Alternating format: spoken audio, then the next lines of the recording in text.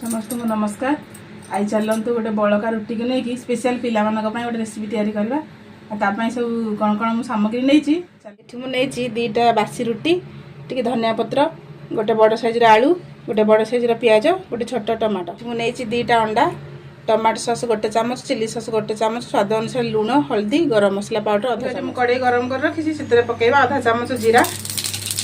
तापर से पकेबा पियाज से पकेबा टमाटो पियाज अधा भाजी गलानी ए पकईदेवा कटा होता आलू से लुण हल्दी गरम मसला पाउडर पकई देकी आलूटा सीझापी छाड़देवा देखिए आलूटा केतिके सीझिला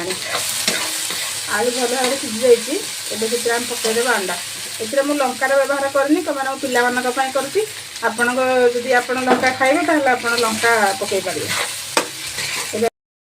अंडा भी भाजी गलानी एवं टमाटो सॉस चिली सॉस पकईदेवा छोट रुटी काटिकी रखी रुटी की पकईदेवा से अल्प टे पानी देदेवा मैंने रुटीटा सुखिला था अल्प टे पानी देकी गोटे मिनट घोड़ेदेवा एबे देखिबा हमर केमिति हो जाइछि देखंतु सब सिझी जाइछि